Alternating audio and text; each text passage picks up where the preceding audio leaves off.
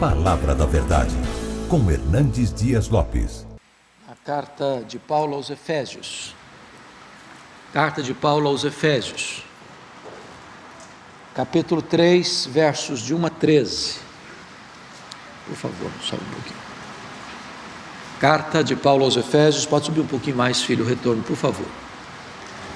Efésios capítulo 3, versos de 1 a 13.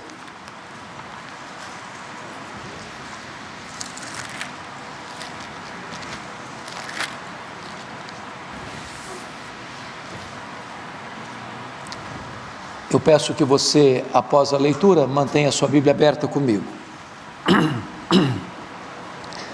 Por esta causa, eu, Paulo, sou prisioneiro de Cristo Jesus, por amor de vós, gentios. Se é que tendes ouvido a respeito da dispensação da graça de Deus, a mim confiada para vós outros. Pois segundo uma revelação, me foi dado a conhecer o mistério, conforme escrevi há pouco, resumidamente, pelo que quando ledes, podeis compreender o meu discernimento do mistério de Cristo, o qual em outras gerações não foi dado a conhecer aos filhos dos homens, como agora foi revelado aos seus santos apóstolos e profetas no Espírito, a saber, que os gentios são coerdeiros, membros do mesmo corpo e coparticipantes da promessa em Cristo Jesus, por meio do Evangelho, do qual fui constituído ministro, conforme o dom da graça de Deus, a mim concedida, segundo a força operante do seu poder. A mim, o menor de todos os santos, me foi dada esta graça de pregar aos gentios o Evangelho das insondáveis riquezas de Cristo, e manifestar qual seja a dispensação do mistério, desde os séculos oculto em Deus, que criou todas as coisas, para que pela igreja a multiforme sabedoria de Deus se torne conhecida agora dos principados e potestades nos lugares celestiais, segundo o eterno propósito que estabeleceu em Cristo Jesus nosso Senhor, pelo qual temos ousadia e acesso com confiança mediante a fé nele. Portanto, vos peço que não desfaleçais nas minhas tribulações por vós, pois nisso está a vossa glória. Eu quero conversar um pouco com vocês então sobre o maior mistério da história. Esta carta de Paulo é considerada a rainha das suas epístolas. Paulo escreveu esta carta à igreja de Éfeso, a igreja que ele plantou na sua terceira viagem missionária, a igreja que suplantou, do ponto de vista de estratégia missionária, a igreja de Jerusalém e de Antioquia da Síria. E ele escreve esta carta da sua primeira prisão em Roma. No capítulo 1 desta carta, Paulo retratou o plano eterno de Deus na nossa salvação, e mostrou como o Pai nos escolheu, o Filho nos redimiu, e o Espírito Santo aplicou a obra da redenção em nosso coração. Ainda no capítulo 1, ele ora, pedindo que Deus revelasse à igreja a grandeza desse chamado, que Deus revelasse à igreja a riqueza da sua herança, que Deus revelasse à igreja a suprema grandeza do seu poder, destinado à igreja, o mesmo poder que ressuscitou Jesus dentre os mortos. No capítulo 2, Paulo mostrou como nós estávamos perdidos, antes de sermos convertidos a Cristo. Nós estávamos condenados, depravados, prisioneiros do diabo, do mundo e da carne. Vivíamos nessa tríplice escravidão, mas Deus, com a sua imensa graça, Ele nos amou, e Ele nos deu vida juntamente com Cristo, e Ele nos salvou pela graça mediante a fé, e Ele então nos equipou e nos preparou para as boas obras que Ele havia preparado de antemão para que nós andássemos nelas. Ainda no capítulo 2, Paulo vai mostrar que os gentios, todos aqueles que não eram e não são judeus, todas as etnias da terra, todas as nações da terra, que estavam separados, fora da aliança, não conheciam a Deus, estavam longe de Deus, perdidos, como Deus então chama esses gentios para formar um só corpo, um só rebanho, uma só igreja, derrubando o muro da separação, formando desses dois, um só povo, a igreja de Jesus Cristo, nosso Senhor. E agora, no capítulo 3, Paulo vai falar sobre o maior mistério de Deus na história, e é por causa desse mistério que Paulo está preso em Roma. E eu gostaria de destacar aqui, inicialmente, 2 pontos. Confira comigo o verso 3, verso 1, digo, que diz o seguinte: por esta causa eu, Paulo, sou prisioneiro de Cristo Jesus. Olha como é que Paulo olha a vida. Ele é prisioneiro de César, ele está preso em Roma, sob a égide do imperador, ele está em cadeias, ele está algemado, sob a escolta militar da guarda pretoriana. Mas quando ele vai interpretar os fatos, ele diz que ele não é prisioneiro de César, ele é prisioneiro de Cristo, porque ele olha para a vida com as lentes espirituais. Embora historicamente ele esteja em Roma preso sob a responsabilidade do imperador Nero, ele entende que essa circunstância carrancuda não fugiu do controle e nem do propósito divino. Ele sabe que ele está preso por um propósito maior, e ele vai escrever aos Filipenses o seguinte: eu quero que vocês entendam isso, que as coisas que me aconteceram têm antes contribuído para o progresso do Evangelho. Olhe para a sua vida, não pela visão rasa das circunstâncias, mas olhe a sua vida pela visão profunda dos propósitos soberanos de Deus. Segunda coisa que Paulo nos chama a atenção, aqui no versículo 1, é que ele se considera prisioneiro por amor dos gentios, por amor de vós gentios. O que ele está dizendo aqui? O que ele está dizendo é o seguinte: por que é que ele foi preso? Quem estava por trás da prisão dele? Quem maquinou, urdiu, orquestrou, conspirou para que ele ficasse preso ou estivesse preso? Os judeus, seus compatrícios. E por que motivo? Que crime Paulo cometeu? Que erro Paulo cometeu? Que transgressão ele cometeu? Nenhuma.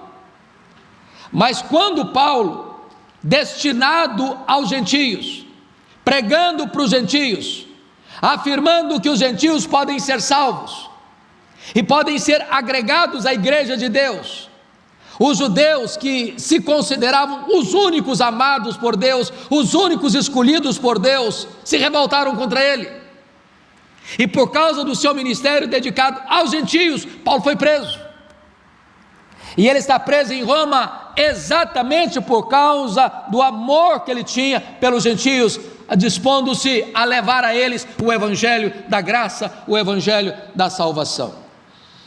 Então, eu gostaria agora de olhar esse texto com vocês, porque aqui Deus concede a Paulo 2 privilégios. O primeiro privilégio é o privilégio da revelação. O segundo privilégio, isso está nos versos 1 a 6, o privilégio da comissão. Deus revela a ele um mistério e Deus o comissiona a pregar para o mundo inteiro acerca desse mistério. Então vamos olhar primeiramente esse mistério revelado nos versos 1 a 6. Veja comigo, por gentileza, meus amados irmãos, no versículo 3, ele diz isso: pois segundo uma revelação me foi dado conhecer um mistério. E ele vai dizer ainda no verso 4, pelo qual, quando ledes, podeis compreender o meu discernimento do mistério de Cristo. E se você observar comigo, ele vai repetir essa palavra no verso 9, e manifestar qual seja a dispensação do mistério, desde os séculos, oculto em Deus que criou todas as coisas. Então a primeira coisa aqui é definir o que é mistério. A palavra mistério na língua portuguesa tem um significado diferente da língua grega. O que é mistério na língua portuguesa? Mistério na língua portuguesa significa algo obscuro, oculto, secreto, enigmático, inexplicável. Isso é mistério para nós, na nossa língua. Mas na língua grega, que Paulo está escrevendo, mistério significa um segredo que já foi revelado. Ou seja, o evangelho, que é o mistério, não está ao alcance apenas de algumas pessoas iluminadas, de uma aristocracia espiritual, de uma elite espiritual. Esse mistério que foi revelado, que é o evangelho, está ao alcance e destinado a todos os povos, a todas as etnias, a todas as pessoas.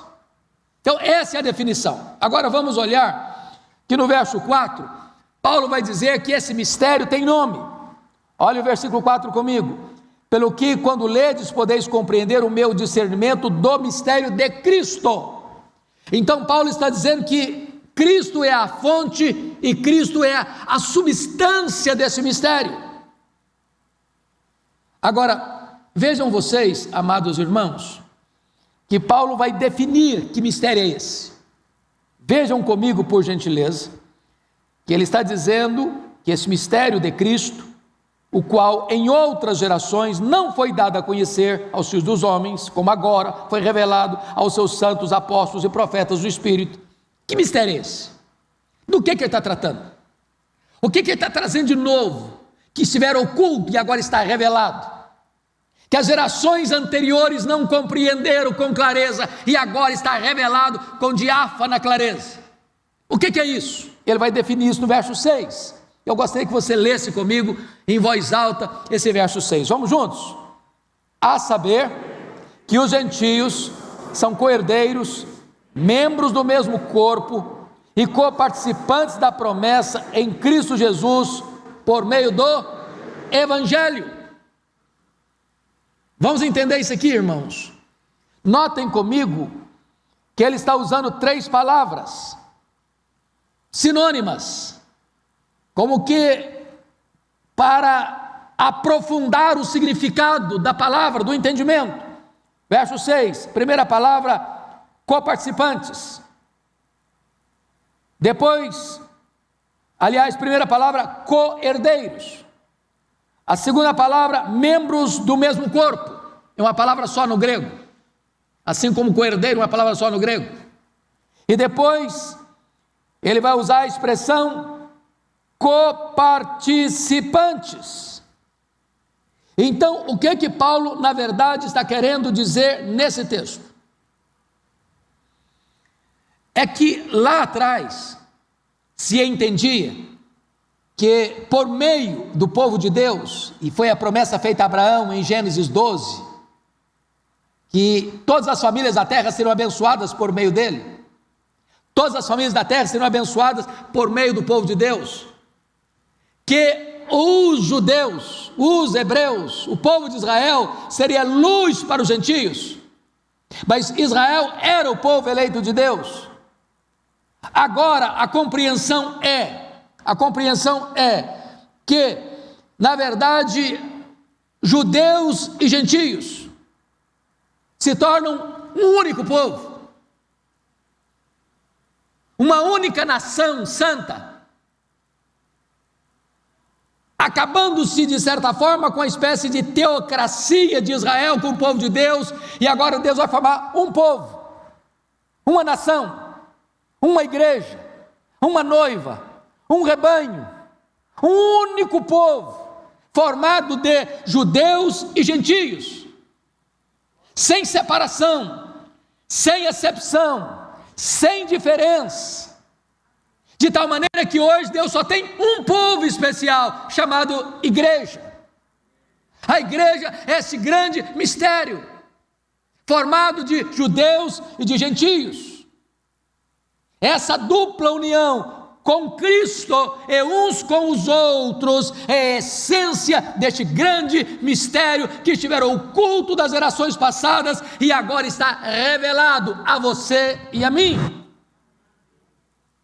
Então notem comigo, irmãos, que o mistério que foi sendo clareado ao longo das gerações.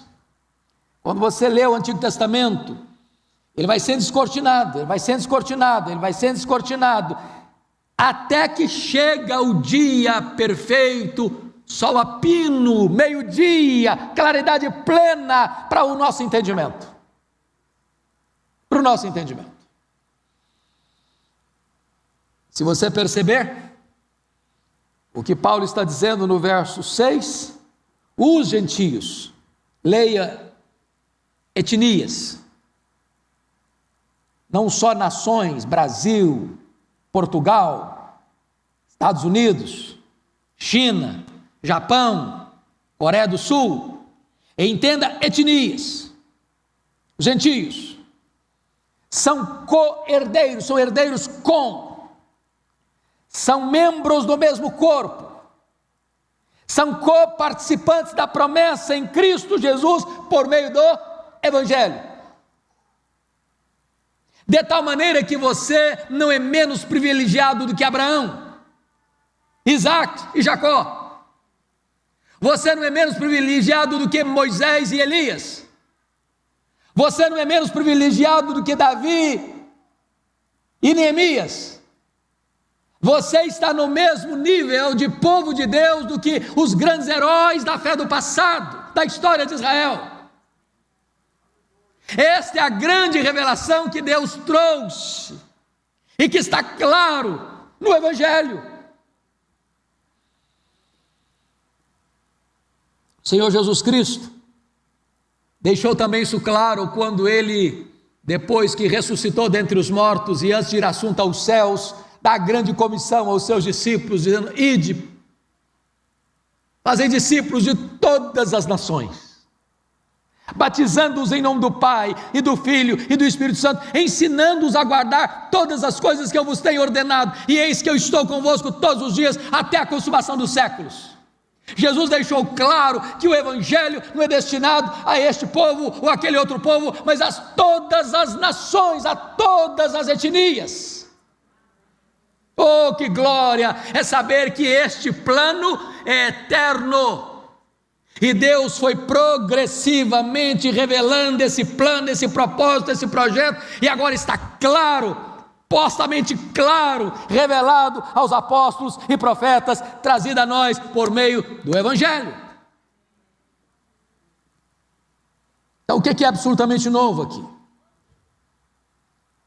Esse mistério revelado é que a teocracia, a nação judaica sob o governo de Deus, terminaria e seria substituída por uma nova comunidade interracial, a igreja, corpo de Cristo.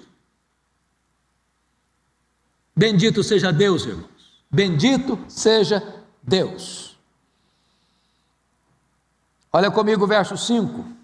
O qual em outras gerações não foi dado a conhecer aos filhos dos homens, como agora foi revelado aos seus santos apóstolos e profetas. Aqui você está dizendo, o que você e eu hoje, nesta noite, estamos entendendo, os irmãos que viveram no passado não entenderam com esta clareza.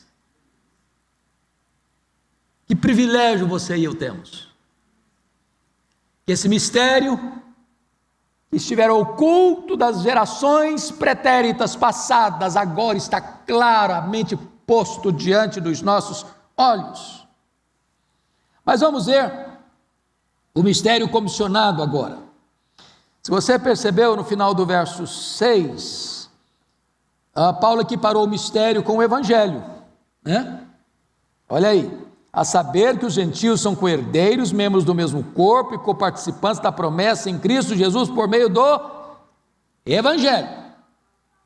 Então agora o mistério foi a verdade revelada a Paulo, e o Evangelho é a verdade proclamada por Paulo. Então, o que foi revelado a ele, agora nós estamos entrando no segundo aspecto, que o mistério revelado, agora é o mistério o quê? Proclamado. Proclamado. E aí, confira comigo o versículo de número 7. Do qual, ou seja, do Evangelho, eu fui constituído ministro, conforme o dom da graça de Deus, a mim concedida, segundo a força operante do seu poder. Então preste atenção, que Paulo não é um ministro porque ele achou bonito ser ministro. Paulo não é um ministro porque ele por si mesmo se apresentou para sê-lo. Paulo não é um ministro porque um grupo de homens da igreja primitiva o constituiu como tal. Ele diz que do qual, do Evangelho, eu fui constituído ministro conforme o quê?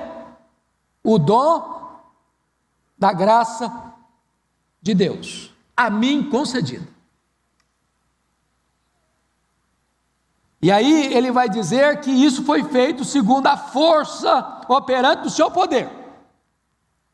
Está por trás dessa comissão de Paulo para anunciar este mistério. O Evangelho é o poder supremo de Deus. E amados irmãos, comigo e com você não é diferente. Quando você se levanta para pregar o Evangelho, você está abraçando uma causa vitoriosa. Não tem derrota, não tem fracasso, porque o Evangelho é o poder de Deus para a salvação de todo aquele que crê.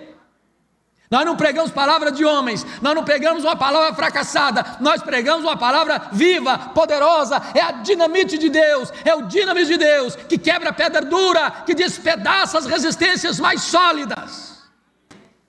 É o poder de Deus que está por trás dessa palavra.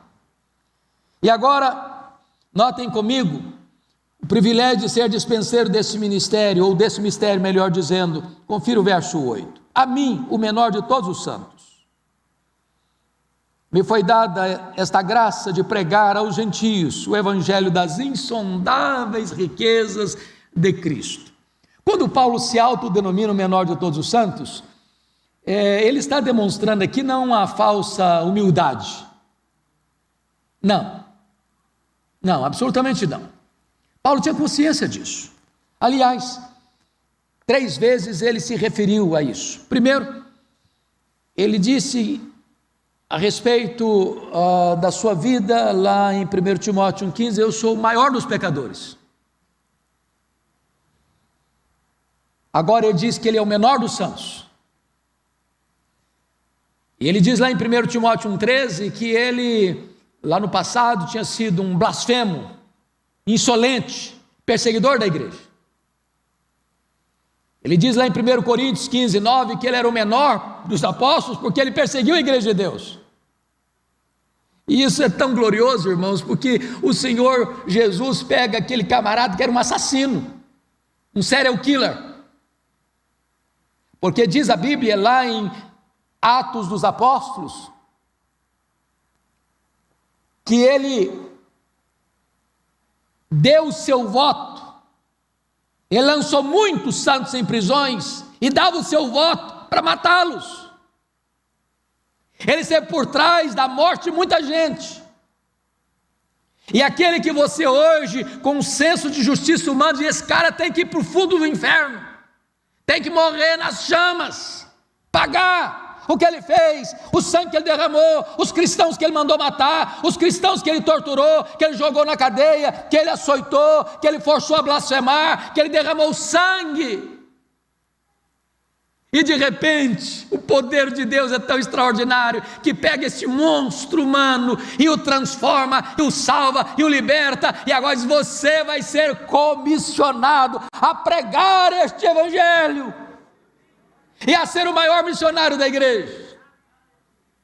Ele olha para si e diz: eu sou o menor dos santos, eu não mereço esta graça, mas o Senhor revelou a mim, o Senhor me deu esse ministério, o Senhor me comissionou a pregar aos gentios esta multiforme graça, este evangelho das insondáveis riquezas de Cristo.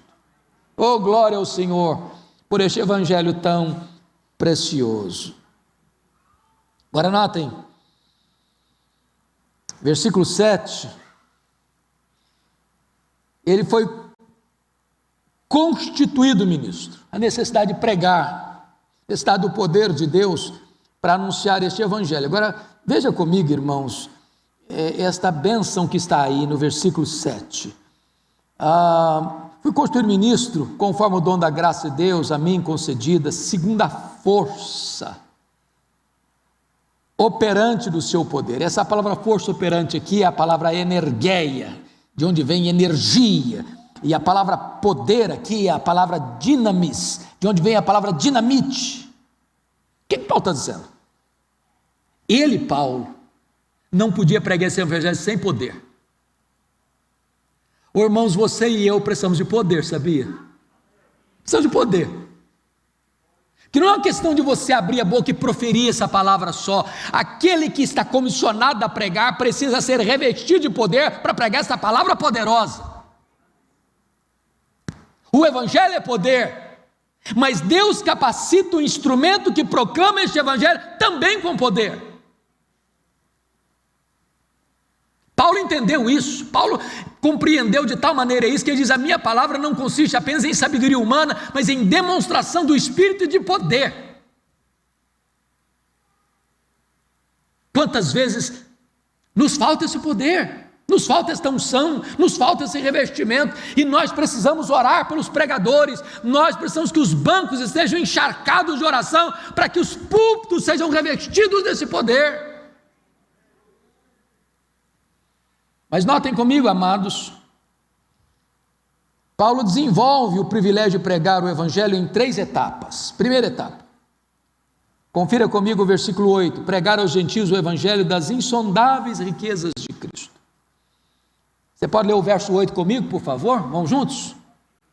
A mim, o menor de todos os santos, me foi dada esta graça de pregar aos gentios o evangelho das insondáveis riquezas de Cristo. Então, preste bem atenção, não fica aí achando que você é o tal, que você é importante porque está pregando, não. Isso é graça que Deus concede a você, é privilégio que Deus concede a você.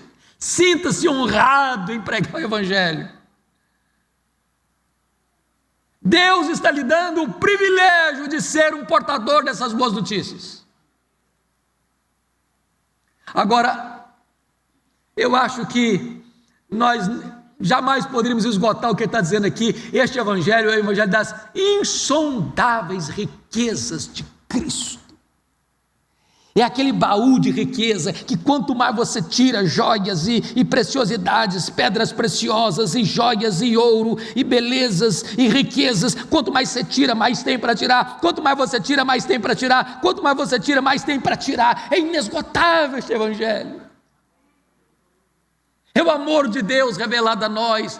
É a pessoa do seu Filho Jesus Cristo, que deixa sua glória excelsa e se veste de pele humana. É o Filho de Deus que se fez homem, é o Deus da glória que se fez servo, é o Rei dos Reis que se humilhou, é o Rei dos Reis que vem e entra na nossa história e morre pelos nossos pecados e ressuscita dentre os mortos e volta para o céu e derrama o Espírito Santo, está à destra de Deus intercedendo por nós. Há de voltar para buscar a sua noiva, e este evangelho é o evangelho da graça, é o evangelho do perdão, é o evangelho da reconciliação, é o evangelho da restauração, é o evangelho que faz do homem uma nova criatura. Este é o evangelho das insondáveis riquezas de Cristo. Que bênção é você e eu podermos anunciar este evangelho, irmãos. Num mundo de tantas mazelas, num mundo de tantas notícias ruins, num mundo de tanto desespero, num mundo de tanta desesperança, num mundo atolado e afundado até o pescoço das suas iniquidades, você e eu somos chamados para anunciar as insondáveis riquezas de Cristo. Mas em segundo lugar, veja comigo, manifestar o mistério a todos os homens, no verso 9, confira aí. E manifestar qual seja a dispensação do mistério, desde os séculos ocultos, oculto em Deus, que criou todas as coisas. Eu gostaria que você olhasse comigo uma coisa muito importante aqui, porque no verso 8, no verso 8, é diferente do verso 9. Verso 9 não é repetição do verso 8. Olha comigo. A mim, o menor de todos os santos, me foi dada esta graça de pregar aos gentios as insondáveis riquezas do Evangelho de Cristo. Aqui, no verso 8, é Cristo.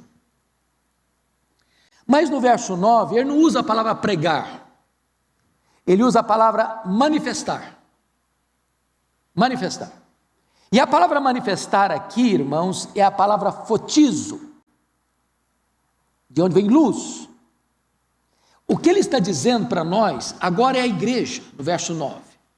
O que ele está dizendo para nós, que este evangelho das insondáveis riquezas de Cristo é considerado luz, porque o mundo está em trevas. O mundo está em trevas. Quando você prega o evangelho, você está trazendo luz para quem está na escuridão. Por exemplo, quando o Espírito Santo, disse Jesus, vier, vai convencer o mundo de quê? Do pecado, não dos pecados, mas do pecado. Pecado. O mundo está atolado em pecados. É violência, é promiscuidade sexual, é depravação moral, é corrupção, é mentira, é engano, é inveja, é ódio, é vingança, é assassinato, é roubo, é maledicência. Se nós ficarmos apenas falando dos pecados, a única coisa que as pessoas têm é isso. A única coisa que elas conhecem é isso. É ideologia de gênero aqui, é depravação moral para lá, é divórcio aqui, é separação acolá, é violência daqui de um jeito, é crime de outro jeito. O mundo está agarrado nisso, que só isso eles têm. O que você vai fazer? Você vai pregar Cristo, você vai pregar o Evangelho, e quando o Evangelho chega, é a luz que brilha na escuridão, e aí as pessoas largam o osso e abraçam a riqueza insondável do Evangelho de Cristo. Esses dias eu escutei uma ilustração que eu achei legal, e diz o seguinte: o mundo está se refestelando nos seus pecados, nas suas mazelas. É a mesma coisa de um pirulito. Pensa num pirulito.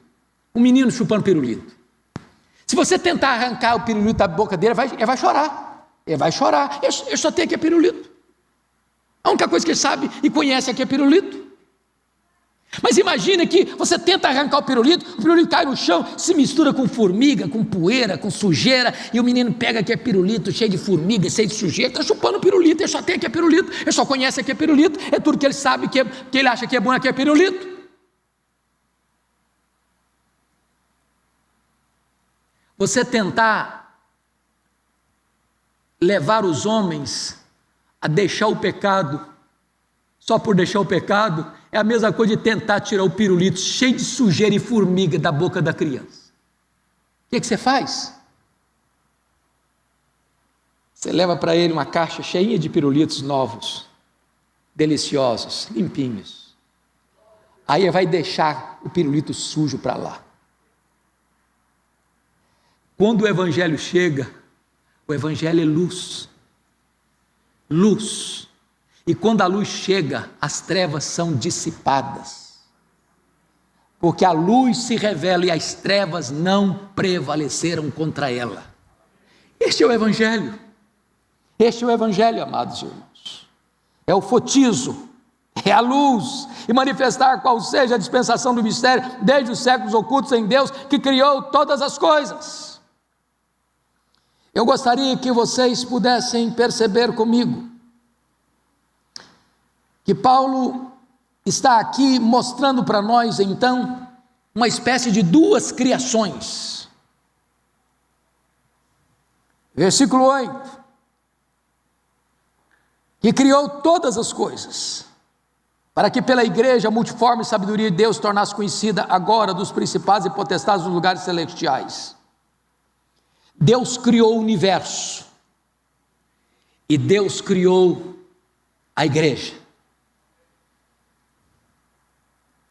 Duas obras extraordinárias, uma realizada pelo seu poder, a outra realizada pela sua graça. Agora vejam vocês,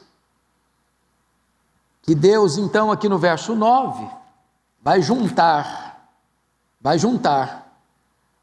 a criação e a redenção, para manifestar qual seja a dispensação do mistério desde os séculos, oculto em Deus que criou todas as coisas. Deus criou o universo, Deus criou a igreja. Mas o terceiro ponto que eu quero chamar a sua atenção, do que Paulo estava entendendo do Evangelho, é tornar conhecida a sabedoria de Deus para os poderes cósmicos. Você pode ler o verso 10 comigo, irmão? Por favor, vamos juntos? Para que, pela igreja, a multiforme sabedoria de Deus se torne conhecida agora dos principados e potestades nos lugares celestiais. Preste atenção nisso, a multiforme sabedoria de Deus. A palavra poikilos, e essa palavra poikilos era a palavra das mais belas do grego, e essa palavra era usada para descrever flores, coroas, tecidos bordados, tapetes trançados. Em outras palavras, a igreja, como uma comunidade multirracial e multicultural, é como esta bela tapeçaria divina. Povos diferentes, línguas diferentes, culturas diferentes, cor de pele diferente. E de repente Deus pega todas essas cores, todos esses matizes, e formam um povo multirracial, multicultural, a igreja. E agora, o apóstolo Paulo vai dizer de uma maneira belíssima, a igreja no palco, sendo o maior espetáculo do mundo. Presta atenção no que eu vou ler agora. Não gostaria que você perdesse uma letra, uma sílaba, uma palavra, uma frase do que eu vou ler. Enquanto o Evangelho se espalha em todas as partes do mundo, esta nova comunidade cristã de cores variadas se desenvolve.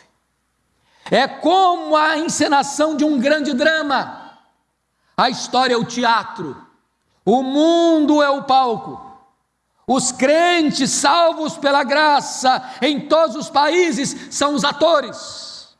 O próprio Deus escreveu a peça, a dirige e a produz. Ato após ato, cena após cena, a história continua a desdobrar-se. Mas quem está no auditório? Quem está nas arquibancadas? São os anjos. Eles são os espectadores do drama da salvação. A história da redenção, a história da igreja cristã está sendo uma escola superior para os anjos. Através da velha criação, o universo, Deus revelou sua glória aos seres humanos.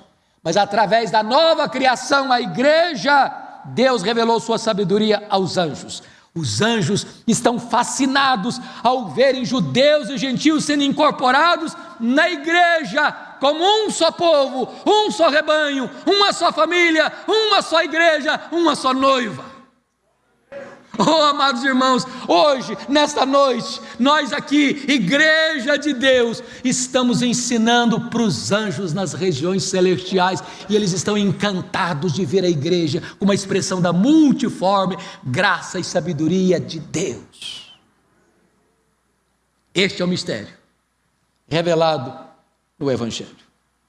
Então, eu gostaria de concluir levando você, por gentileza, para o verso 11. Segundo o eterno propósito que estabeleceu em Cristo Jesus nosso Senhor, verso 12, pelo qual temos ousadia e acesso com confiança, mediante a fé nele. Tem 3 palavras aí que merecem destaque: ousadia, acesso. Essa palavra acesso é riquíssima. Prosagoge significa entrar na sala do trono. Você tem ousadia, você tem livre acesso à sala do trono e você tem plena confiança mediante a fé nele. Em outras palavras, se você é membro desta igreja, meu irmão, seja ousado. Se você é membro desta igreja, a igreja de Deus, irmão, a noiva do Cordeiro, então você tem livre acesso ao som, à sala do trono. Se você é membro desta igreja, irmão, então por favor, tenha plena confiança. Mas Paulo termina como começou. Paulo vai lá para as alturas excelsas. Sei que a igreja está ensinando os anjos. E agora ele desce de novo para a terra. E diz assim: portanto, vos peço que não desfaleçais nas minhas tribulações por vós, pois nisso está a vossa glória. Sabe o que ele está dizendo? Meus irmãos aí de Éfeso, vocês estão preocupados porque eu estou preso? Vocês estão fazendo muitas perguntas por que eu estou aqui? Eu quero dizer para vocês uma coisa: eu estou aqui por amor de vocês. E eu sou um ser humano ainda. Eu tenho lutas ainda. E eu tenho tribulações ainda. Estou enfrentando cadeias ainda. Mas eu quero uma coisa para vocês. Eu peço a vocês que não esmoreçam as mãos, que não se desfaleçam nas minhas tribulações, por amor de vós, pois nisso está a vossa glória. Estamos juntos, irmãos. Vocês aí em Éfeso, eu aqui em Roma. Somos uma só igreja, somos um só povo, somos um só rebanho. Eu estou preso por amor de vós, e vocês, por favor, orem por mim, para que vocês sejam meus amparadores em oração e intercessores, para que eu enfrente essa luta, porque esta é a glória de vocês, estarem comigo nesta batalha da pregação do Evangelho, das insondáveis riquezas de Cristo. Que Deus nos ajude, irmãos, a amar este Evangelho, que Deus nos ajude a entender este Evangelho, que Deus nos ajude a proclamar este Evangelho das insondáveis riquezas de Cristo, pois este é o maior mistério da história. Amém.